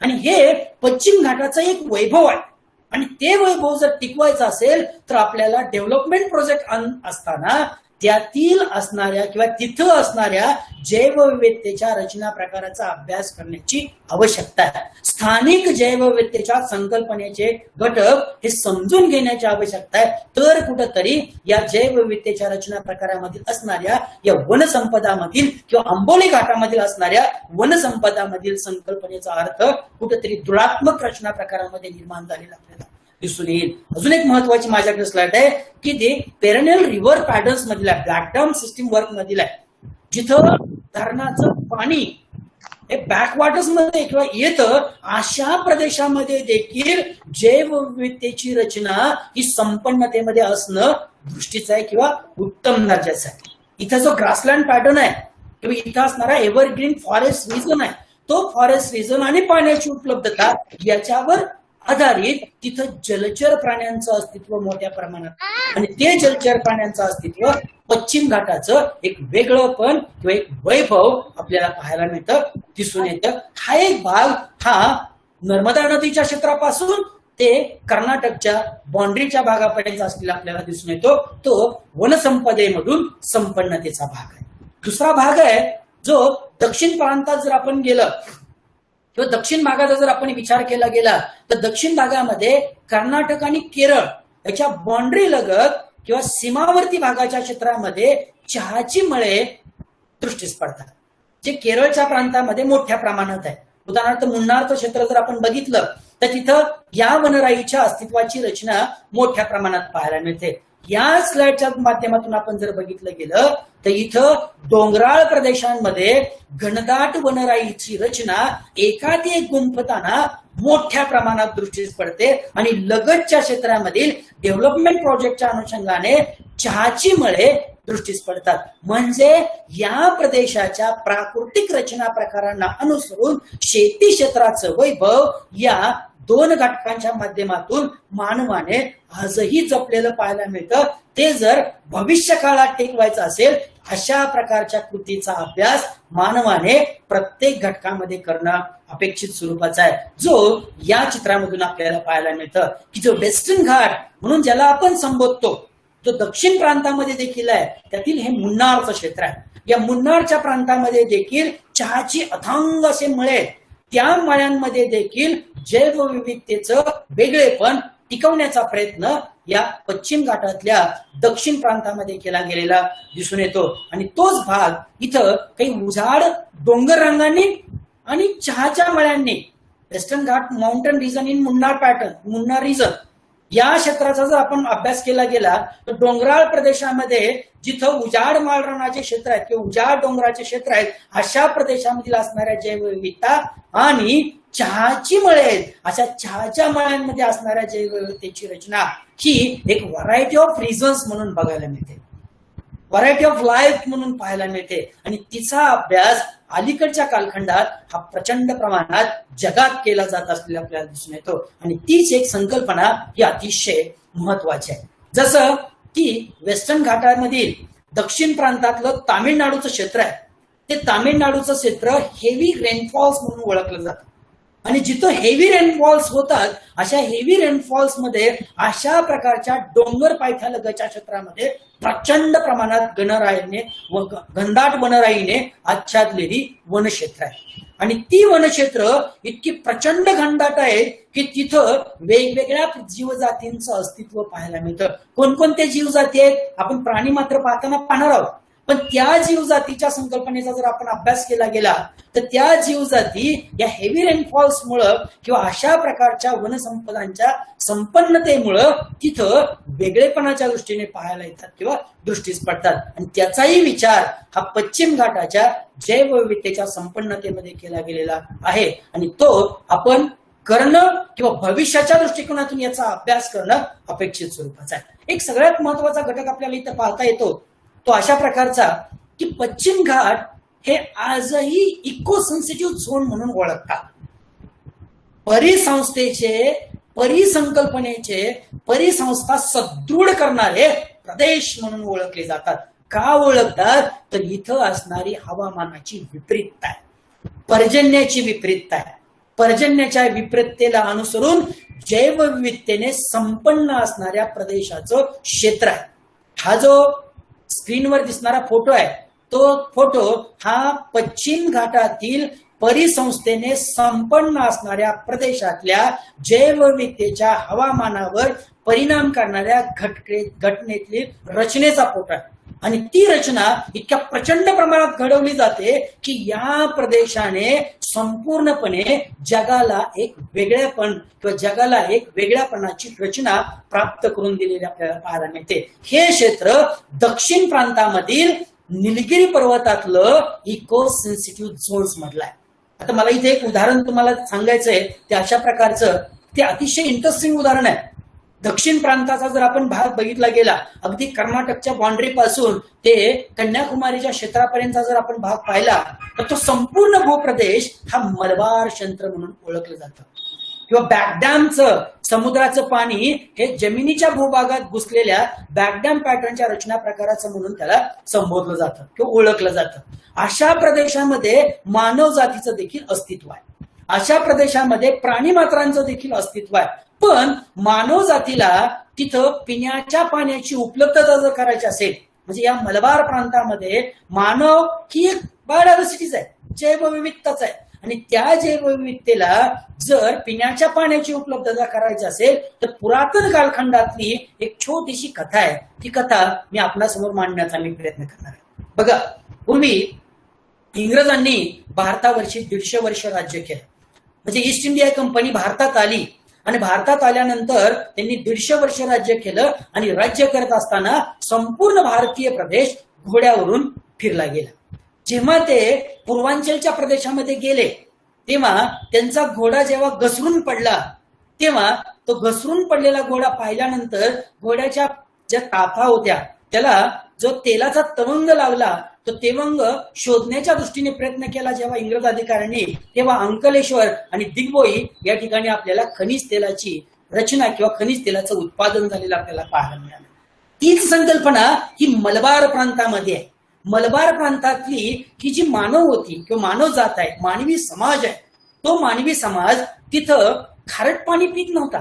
त्याला पिण्याचं पाणी उपलब्ध करण्याच्या दृष्टिकोनातून याच इकोसेन्सिटिव्ह झोन्स मधील किंवा इकोसेन्सिटिव्ह झोनला अनुसरून असणाऱ्या या प्रदेशामधील काही विशिष्ट प्रकारच्या वनस्पतीच्या जाती होत्या, प्रजाती होत्या. ते इतक्या वेगवेगळ्या प्रकारच्या प्रजाती होत्या. त्यातलीच जीवनी वर्गातली ज्या मानवाच्या दृष्टिकोनातून अतिशय महत्वाची आहे त्या जीवनी वर्गातली एक प्रजात आहे. त्या प्रजातीचं अस्तित्व हे मलबार प्रांतातील लोक घ्यायची आणि माठामध्ये टाकायची. माठातलं शुद्ध पाणी झालं की ते पिण्याचं होऊन ते सेवन करायची किंवा उपभोगायची. ही कृती प्राचीन कालखंडापासून ग्रामीण भागाच्या क्षेत्रामध्ये, ग्रामीण रिजन्स मध्ये, खेड्याच्या प्रदेशामध्ये या मलबार क्षेत्रामध्ये होती. पण जेव्हा इंग्रज अधिकाऱ्यांनी याची रचना शोधली तर हे अस्तित्व पाहिलं गेलं, ही संपूर्ण संकल्पना पाहिली तेव्हा याच इकोसिस्टम झोन्स मधील म्हणजे निलगिरी पर्वताच्या प्रांतामधील जीवनी वर्गामधील जी वनस्पती आहे ती वर्ग वनस्पती इंग्लंडला घेऊन गेले आणि आज अस्तित्वात असणारं मेडिक्युलर नावाचं औषध हे त्यांनी शोधून संपूर्ण जगामध्ये एक्सपोज किंवा डिव्हाइड केलेलं आपल्याला पाहायला मिळतंय. म्हणून मी मगाशी म्हटलं India is a mega diversity nation. Bharat एक जैवविविधतेचा प्रदेश आहे आणि अशा जैवविविधतेच्या प्रदेशाचं अस्तित्व जर टिकवायचं असेल, अशा जैवविविधतेच्या प्रदेशाची संपन्नता जर भारतामध्ये संपन्नतेच्या दृष्टिकोनातून जर ठेवायचं असेल तर आपल्याला अनिमल डायव्हर्सिटीचा शोध घ्यावा लागणार आहे.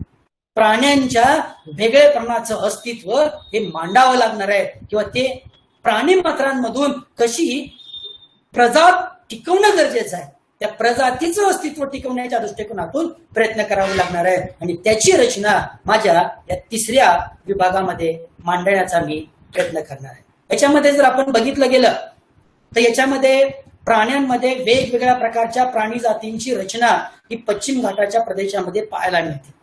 याच्यामध्ये उभयचर स्वरूपाचे प्राणी आहेत, गोड्या पाण्यातील मासे आहेत, अपृष्ठवर्गीय स्वरूपाच्या जाती आहेत, मधमाशाच्या असंख्य प्रकारच्या जाती प्रजाती असलेल्या पाहायला मिळतात. जसं की मगाशी मी म्हटलं जवळजवळ 200-250 प्रकारच्या वेगवेगळ्या जाती प्रजातींचे वेगवेगळ्या वर्गातील वर्ग प्रजाती या पश्चिम घाटामध्ये आहेत. त्या प्रजातींचं एकंदरीत जर वेगळेपण आपण बघितलं गेलं तर ते वेगळेपण या बायोडायव्हर्सिटीच्या संकल्पनेमधून पाहायला मिळतं. पक्षी वर्गामध्ये वेगळे आहे, प्राणी वर्गांमध्ये वेगळे आहे, सरपटणाऱ्या प्राण्यांमध्ये वेगळे आहे, आणि या सर्व प्राणी मात्रांच्या रचना प्रकारामधील काही जाती आहेत की त्या जाती आज पश्चिम घाटामधून लोप पावत चाललेत, नाहीशा होत चाललेत, कमी कमी होत चाललेत. या जर जाती आपल्याला टिकवायच्या असतील तर या जाती टिकवण्यासाठी इकोसिस्टीम परिसंस्था ही सदृढ करणं गरजेचं आहे, जैवविविधता ही संपन्न करणं गरजेचं आहे. जोपर्यंत आपण जैवविविधता संपन्न करत नाही, परिसंस्था सदृढ स्वरूपात करत नाही, तोपर्यंत या कुठल्याही प्राणीमात्रांची रचना ही संपन्नतेच्या दृष्टिकोनातून झालेली आपल्याला पाहायला मिळणार नाही. उदाहरणार्थ, एखाद्या प्राणीमात्रांची जात ही जर पश्चिम घाटामधून लोप पावणार असेल किंवा नाहीशी होणार असेल, ती जात जर टिकवायची असेल, वाढवायची असेल, तर कुठली एखादी प्रजनन प्रक्रिया किंवा कुठल्या प्रदेशातून एखादा प्राणी आणून पश्चिम घाटामध्ये वाढवणं ही अशक्य स्वरूपाची संकल्पना आहे. पण ती शक्य स्वरूपात जर आणायची असेल तर इकोसिस्टीम संपन्न करणं गरजेचं आहे.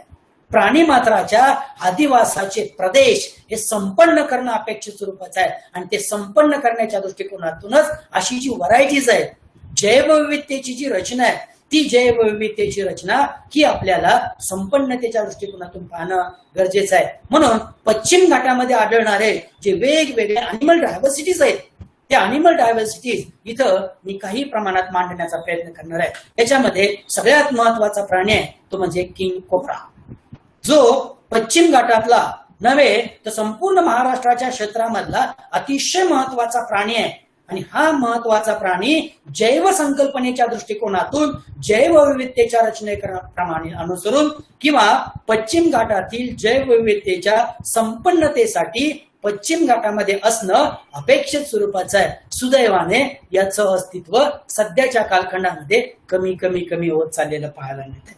यानंतर दुसऱ्या प्राण्यांकडे जर बघितलं तर ग्रीन व्हेन स्नेक, जो पश्चिम घाटामध्ये झाडावर हिरव्या कलर्स मध्ये आढळणारा जो प्राणी आहे, तो अतिशय महत्वाचा आहे की जो आजही त्या प्रदेशामध्ये निलगिरी पर्वताच्या प्रांतामध्ये किंवा पश्चिम किनारपट्टीमधील जे आंबोली घाटाचं क्षेत्र आहे, त्या आंबोली घाटाच्या काही पायथ्यालगतच्या क्षेत्रामध्ये हा प्राणी, सरपटणाऱ्या प्राण्यांमधील हा प्राणी मोठ्या प्रमाणात आढळतो. पण आज याचं अस्तित्व कमी कमी होत चाललेलं आपल्याला दिसून येऊ आहे. याचाही विचार हा जैव संकल्पनेच्या दृष्टिकोनातून करणं अतिशय महत्वाचं आहे. अजून एक महत्वाचा प्राणी आहे तो म्हणजे लॉयन टॉयड मॅकल, म्हणजे सिंहाच्या तोंडासारखं आणि सिंहाच्या शेपटीसारखं असणारं माकड, की जे पश्चिम घाटातलं सगळ्यात महत्वाचं वैभव आहे, ज्यांनी संपूर्ण जगाला पश्चिम घाटाचं अस्तित्व ओळखीच्या दृष्टिकोनातून दिलं. ते म्हणजे असं सिंहाच्या तोंडाचं असणारं माकड ते आज पश्चिम घाटामधून कमी कमी होत चाललेलं आहे. ही जाती, ही प्रजाती किंवा या जनन प्रक्रियेची रचना जर आपल्याला वाढवायची असेल तर या सिंहाच्या तोंडासारख्या असणाऱ्या माकडासाठी तिथं असणारी जैवविविधतेची रचना संपन्न करणं गरजेचं आहे. किंवा या प्राणी मात्रासाठी अधिवासाचं जे ठिकाण आहे, ते अधिवासाचं ठिकाण हे अतिशय संपन्नतेमध्ये मांडणं गरजेचं आहे. तर कुठंतरी ही जात किंवा ही प्रजाती ही जगामध्ये चांगल्या प्रकारची राहू शकते. अन्यथा भविष्य काळामध्ये या जातीचं अस्तित्व धोक्यात आलेलं आपल्याला पाहायला मिळणार आहे. म्हणून याचाही विचार कुठेतरी करण्याची आवश्यकता आपल्याला पाहायला मिळते. त्यानंतर ग्रेट हॉर्नबिल हा पश्चिम घाटातला अतिशय सुंदर आणि विशिष्ट प्रकारचा आवाज करणारा पक्षी आहे. तो पक्षी ज्या पद्धतीमधून आवाज करतो, ज्या वेगवेगळ्या ढंगांमधून आवाजाची रचना ही त्या भागामध्ये मांडण्याचा प्रयत्न करतो, त्या क्षेत्रामध्ये मांडण्याचा प्रयत्न करतो, तेव्हा त्या त्या प्रदेशातील क्लायमॅटिकल सिस्टीम, वातावरण हे संपन्न झालेलं पाहायला मिळतं किंवा अतिशय उच्च दर्जाचं बनतं. ते वातावरण जर संपन्नतेमध्ये निर्माण करायचं असेल तर हा लोप पावत चाललेला ग्रेट हॉर्नबिल हा टिकवणं अपेक्षित स्वरूपाचा आहे. आणि तो जर टिकवायचा असेल तर मानवाने या जाती प्रजातींच्या वर्गासाठी, प्राणी मात्रांच्या वर्गासाठी एक वेगळ्या प्रकारची रणनीती आखणं अपेक्षित स्वरूपाचं आहे. आणि ती रणनीती ही बहुतांशी करून असंख्य प्राण्यांच्या माध्यमातून आपल्याला दृष्टीस पडणार आहे. इथं ऑरेंज कलरचा जो मॅनमेट आहे, तो ज्याला आपण अलीकडच्या आपल्या महाराष्ट्रीयन क्षेत्रामध्ये वेगळ्या प्रकारची चिमणी म्हणून जो संबोधतो, तोही प्राणी हा या पश्चिम घाटामधून लोप पावत चाललेला आहे. जसं की पॅरट, पोपट हाही प्राणी हा पश्चिम घाटामधून कमी कमी होत चालला गेलेला आहे. याचंही अस्तित्व आज टिकवणं अपेक्षित स्वरूपाचं आहे, की जो पश्चिम घाटाच्या दृष्टिकोनातून अतिशय वैभव किंवा महत्वाचा घटक म्हणून संबोधला जातो. हत्ती, एलिफंट हा दक्षिण प्रांतामध्ये आणि कर्नाटक कोकण किनारपट्टीच्या पायथ्यालगतच्या क्षेत्रामध्ये मोठ्या प्रमाणात आढळतात. जिथं जिथं यांचं अस्तित्व आहे तिथं तिथं तो प्रदेश त्या त्या प्रदेशाच्या संकल्पनेमधून हा संपन्न आपल्याला पाहायला मिळतो. पण अलीकडच्या कालखंडामध्ये यांचंही अस्तित्व कमी झालेलं पाहायला मिळू लागलेलं आहे. त्याचबरोबर पर्पल कलरचा जो फॉग आहे, जो पर्पल कलरचा फॉग हा अलीकडच्या कालखंडात नव्हे तर गेल्या कित्येक दिवसाच्या कालखंडापासून या पश्चिम घाटाच्या किनारपट्टीमध्ये शास्त्रज्ञांनाही आणि संशोधकांना देखील हा पाहायला मिळालेला आहे. म्हणून या प्राणीमात्रांची जात किंवा प्रजात ही टिकवणं गरजेचं आहे. ती जर आपल्याला टिकवता आली तर भविष्याच्या दृष्टिकोनातून ज्याला आपण India is a mega diversity nation या नावाने संबोधतो त्याचा अर्थ इथं आपल्याला पाहता येऊ शकणार आहे. तसंच काही असेही प्राणी आहेत की ते प्राणी या पश्चिम घाटाचं एक वैभव म्हणून संबोधलं जातात. तो western Ghat have a largest tiger आहे. तो एक अतिशय महत्वाचा प्राणी आहे की जो पश्चिम घाटामध्ये त्याचं वैभव सिद्ध करून दाखवतो. आणि तो वैभव सिद्ध करून दाखवत असताना त्यांनी त्याच्या स्वतःच्या अस्तित्वाची संकल्पना टिकवण्याचा प्रयत्न केला गेलेला आहे. तरी देखील मानवाने जे अतिक्रमण केलं गेलेलं आहे त्या मानवाने केलेल्या अतिक्रमणामुळे या प्राणीमात्रांची रचना काहीशा प्रमाणात कमी कमी झालेली आपल्याला पाहायला मिळते. पण ते जर टिकवायचे असतील तर अशांसाठी एक वेगळी रणनीती आशिया खंडातल्या धर्तीला अनुसरून किंवा भारताच्या प्राकृतिक रचना प्रकारांना अनुसरून टिकवणं गरजेचं आहे, की जो याही प्राण्यांच्या दृष्टिकोनातून आपल्याला पाहायला मिळतंय. जे रानगवे आहेत तेही पश्चिम घाटाचं एक वैभव आहे आणि ते वैभव देखील टिकवायचं जर असेल तर अशा प्रकारच्या प्राणीमात्रांची रचना देखील मानवाने टिकवणं गरजेचं आहे. त्यानंतर एक दक्षिण भारतातला निलगिरी पर्वतामधील आढळणारा निलगिरी तेहर नावाचा प्राणी आहे. म्हणजे निलगिरी बोकड म्हणून याला पाहतात किंवा ओळखतात. या प्राण्यांचं अस्तित्व गेली कित्येक दिवस निलगिरी पर्वतात दृष्टीस पडलं गेलेलं आहे आणि हीच भारतीयांच्या दृष्टिकोनातून अतिशय महत्वाची रचना आहे. जसं निलगिरी तेहर आहे तसंच निलगिरी मार्टिन देखील आहे. हेही प्राणी दक्षिण वेस्टर्न घाटामधून किंवा दक्षिण प्रांतामधून लोप पावत चाललेले आहेत आणि त्याचं जर अस्तित्व टिकवायचं असेल तर मानवाला या संपूर्ण संकल्पनेचा अभ्यास हा जैवविविधतेच्या दृष्टिकोनातून करणं गरजेचं आहे. जसं मगाशी मी म्हटलं की हे जे दोन प्राणी आहेत, निलगिरी लंगूर एक आहे आणि सिंहाच्या तोंडासारखं असणारं माकड एक आहे. हे जे निलगिरी लंगूर, सिंहाच्या तोंडासारखं असणारं माकड आणि अजून एक आहे तो ब्ल्यू बर्ड्स, हे जे प्राणी आहेत हे प्राणी या प्राकृतिक रचना प्रकारांना अनुसरून जैव संकल्पनेच्या दृष्टीने अतिशय महत्वाचे. ते जर टिकवायचे असतील किंवा या प्राणीमात्रांची रचना ही मानवाच्या दृष्टिकोनातून जर संपन्नतेच्या दृष्टीने जर मांडायची असेल तर आपल्याला या सर्व प्राणीमात्रांचा एक जैव संकल्पनेच्या दृष्टिकोनातून अभ्यास करावा लागणार आहे किंवा पश्चिम घाटाच्या विविधतेच्या दृष्टिकोनातून आपल्याला अभ्यास करावा लागणार आहे. म्हणून साधारणतः या अॅनिमल डायव्हर्सिटी मधील असणारी जी विविधता आहे ती अॅनिमल डायव्हर्सिटी मधील असणारी विविधता या संपूर्ण घटकाच्या माध्यमातून आपल्याला पाहता येते. शेवटी माझ्या व्याख्यानाच्या शेवटच्या भागाकडे जात असताना मला एक सगळ्यात महत्वाचा घटक या ठिकाणी मांडायचा आहे. तो अशा प्रकारचा की बायोडायव्हर्सिटीचे जे हॉटस्पॉट्स आहेत ते हॉटस्पॉट्स अगदी निलगिरी पर्वतापासून दक्षिण प्रांताची रचना पकडून ते सातपुडा आणि अरवली पर्वताच्या नर्मदा नदीच्या खोऱ्याच्या क्षेत्रापर्यंत प्रचंड प्रमाणात निर्माण झालेले आपल्याला दिसून येऊ लागलेले आहेत. आणि असे हॉटस्पॉट्स जर कन्झर्वेशन पॅटर्न्स मध्ये म्हणजे संवर्धन प्रणालीच्या रचना प्रकारामध्ये जर मानवाला टिकवायचे असतील तर त्याचं संवर्धन करण्याची आवश्यकता आहे. बायोडायव्हर्सिटीचं संवर्धन करण्याची आवश्यकता असलेली आपल्याला दिसून येऊ लागणार आहे आणि ते संवर्धन करण्यासाठी मानवाने हा विडा उचलणं गरजेचं आहे. आणि तो जर विडा उचलायचा असेल तर मानवाला बहुतांश करून काही महत्वाच्या रणनीतींचा अभ्यास हा करावा लागणार आहे. त्या रणनीतीमध्ये जैवविविधता संवर्धन आणि व्यवस्थापन या क्षेत्रामध्ये सहकार्य वाढवावं लागणार आहे. कारण हे दोन महत्वाचे घटक आहेत. त्याचं संवर्धन करता येतं, त्याचं व्यवस्थापन करता येतं आणि त्या व्यवस्थापनाला सहकार्याची जोड मानता येते, असं व्यवस्थापन करावं लागणार आहे. आणि दुसरा महत्वाचा घटक आहे भारत आणि आशियाई देश आहे. त्या भारत आणि आशियाई देशांमधील जे ज्ञान आहे किंवा अनुभवांचं आदान प्रदान होणं गरजेचं आहे. संयुक्त संशोधन करणं गरजेचं आहे. क्षमता बांधणी कार्यक्रम हाती घेणं अपेक्षित स्वरूपाचं आहे. जर आपण क्षमता बांधणी किंवा संयुक्त प्रदान प्रणाली जर अवलंबली नाही तर याचे परिणाम भविष्य काळाच्या दृष्टिकोनातून मानवाला सहन करावे लागतील. म्हणून कुठेतरी ही रचना पाहणं अपेक्षित स्वरूपाचं आहे. तसंच जैवविविधता आणि जी परिसंस्था आहे किंवा प्रणाली आहे आणि जैविक प्रणालीची जी रचना आहे ती जैविक प्रणालीची रचना ही जननिक द्रव्यांच्या दृष्टिकोनातून टिकवणं अपेक्षित स्वरूपाचं आहे.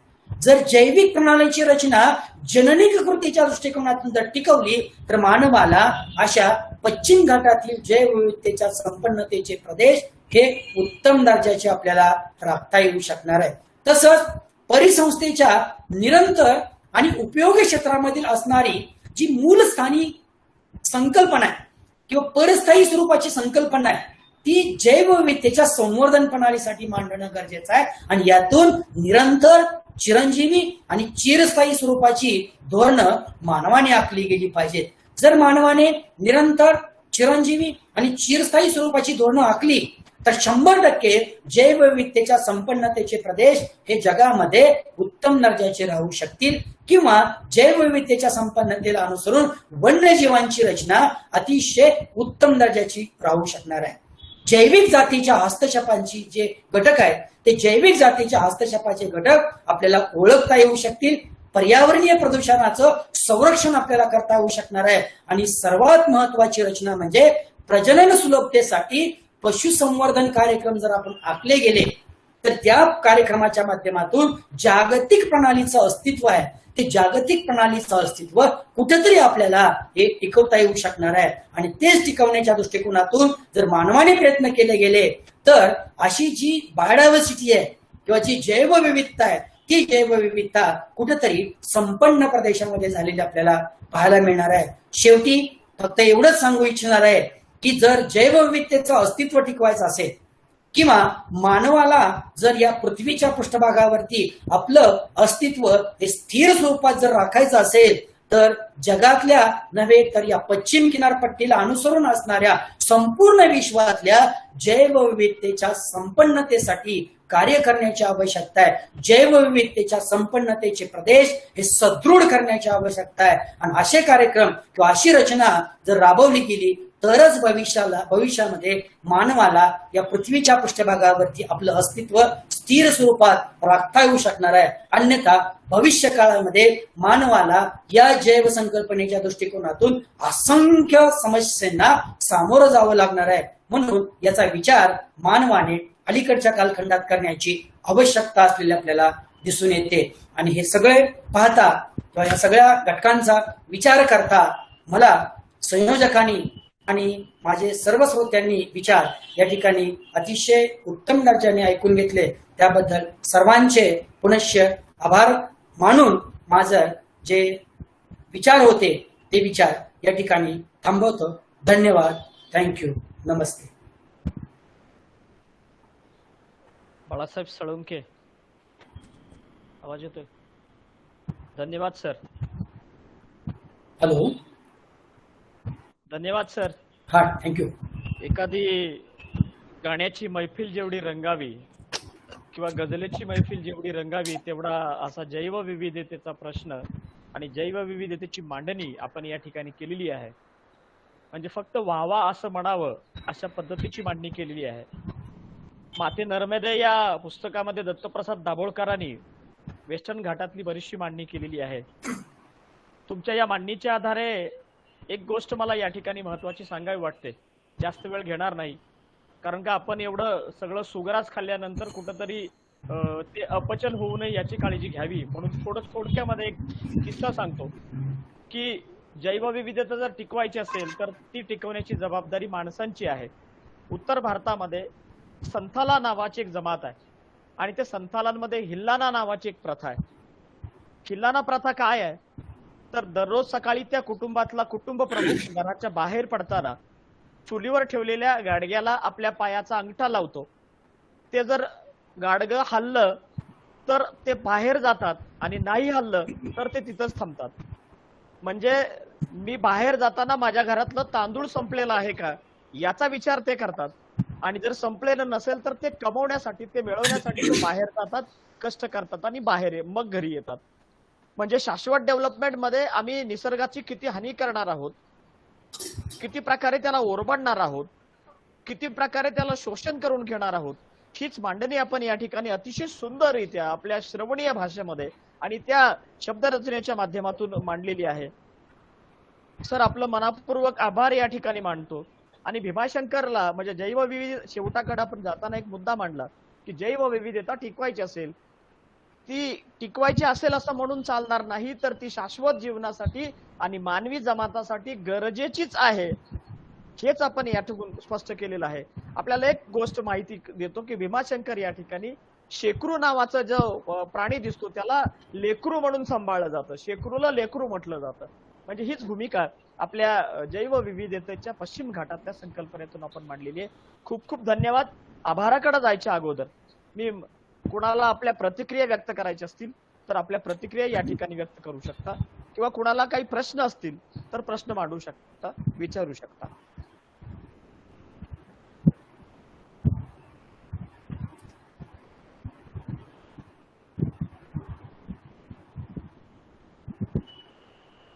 बहुधा कोणाचे प्रश्न नाहीत, मेसेज मध्ये टाकलेले आहेत अनेकांनी. मी महाविद्यालयाचे प्राचार्य डॉक्टर दत्तात्रय बागडे सर यांना विनंती करतो की सर आपण या आजच्या व्याख्यानाच्या बद्दल आपल्या प्रतिक्रिया व्यक्त कराव्यात. नमस्कार सगळ्यांना. प्राध्यापक बाळासाहेब साळुंखे सरांनी अतिशय सुंदर असं जैवविविधतेवर व्याख्यान दिलेलं आहे. खरं तर आता या व्याख्यानावर बोलणं किंवा भाष्य करणं खूप कसं अवघड आहे, कारण त्यांनी अनेक विषय हाताळले की त्याच्यामध्ये आपल्याला मानवी जीवन असेल, वनस्पती असतील, प्राणी असतील, किंवा अगदी सरपटणारे प्राणी, किंवा सगळ्याच अनुषंगाने आपल्याला या जैवविविधतेचं वर्णन केलेलं आहे.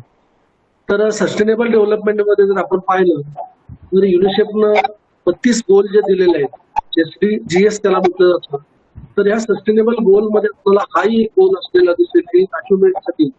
परंतु आता अवॉर्ड सदस्य म्हटले की एक जमात आहे आणि घरातून बाहेर पडताना एका लडक्याला ते पाय लावते आणि जर ते हल्लं तरच पुढे जायचं. याचा अर्थ आपल्याकडे किती संपत्ती आहे, ती संपत्ती कमवण्याची गरज आहे का हे बघून जर आपण सृष्टीमध्ये किंवा निसर्गामध्ये वावरलो तर निश्चितच ही जैवविविधता आपल्याला टिकून राहिलेली दिसते.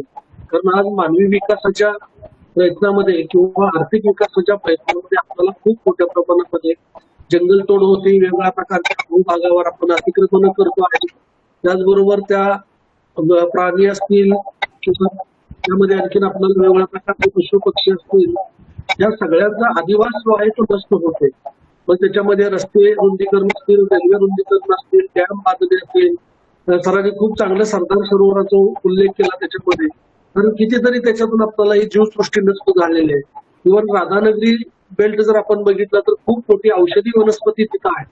फ्लोरा अँड फोना हा जो काही प्रकार आहे हा त्याच्यामध्ये खूप मोठ्या प्रमाणात आहे.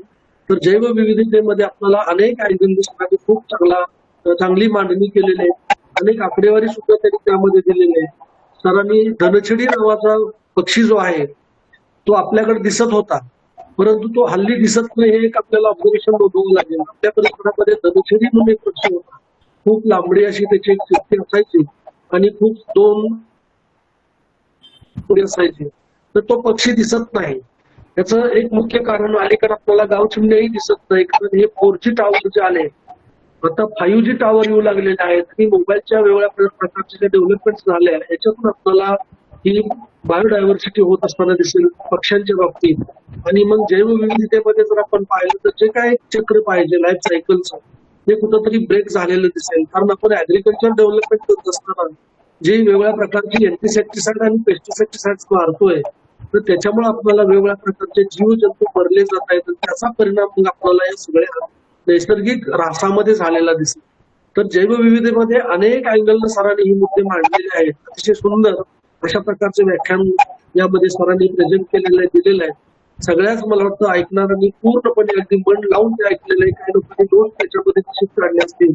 तर मी सरांना पुन्हा एकदा धन्यवाद देतो आणि याच पद्धतीनं सरांना साळुंके सरांनी या पद्धतीने व्याख्यानं तयार करून ठेवावी. कारण आपल्याला एक प्रपोज प्लॅन म्हणून आपण ठेवतो की दर महिन्याला एक साधारणतः 4 ते 5 अशा पद्धतीची व्याख्यानं आपण करणार आहोत.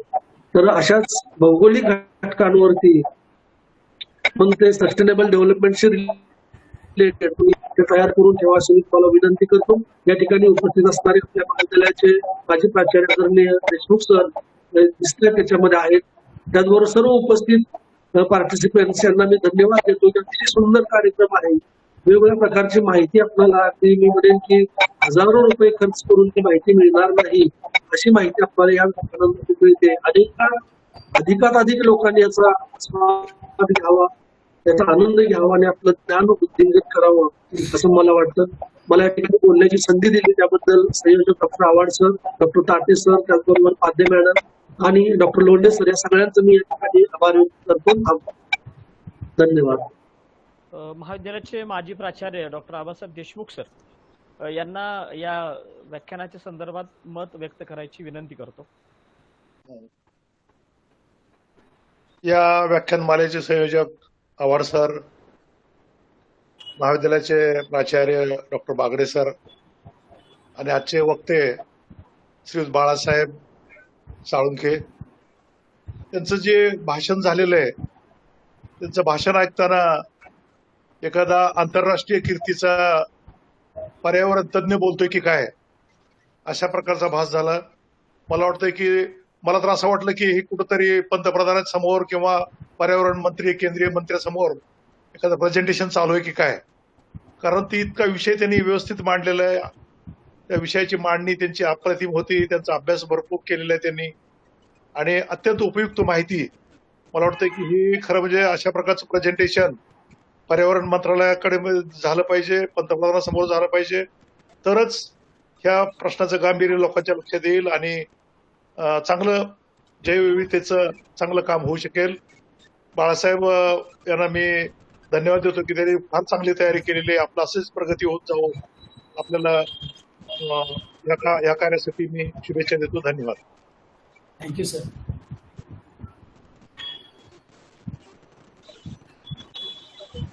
नितीन सर आपण बोलणार आहेत.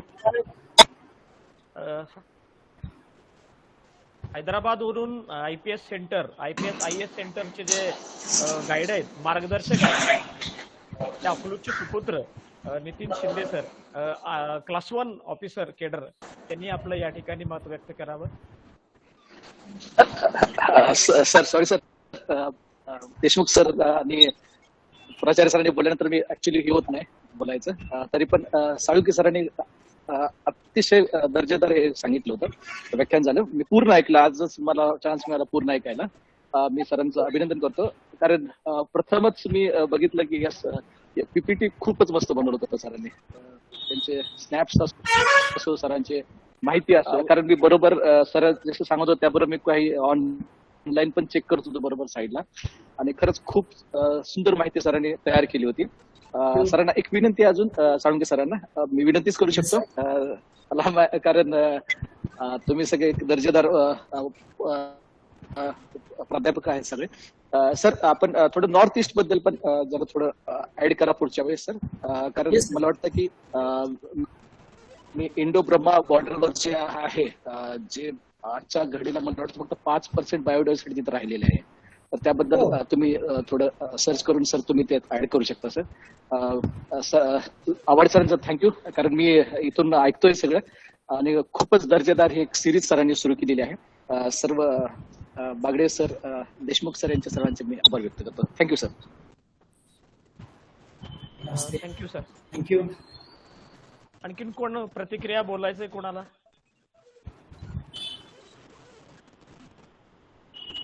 एकंदरीत समारोपाकडे जाऊया. बाळासाहेब, एक रंगवलेली छानशी मैफिल समारोपाकडे आपण जाऊया. महाराष्ट्रातून विविध भागातून काही माणसं आपल्याला जॉईन होत आहेत, सहभागी होत आहेत, कौतुक पण करतायत आणि तेवढाच लाजवाब आजचं मार्गदर्शन आपण केलेलं आहे.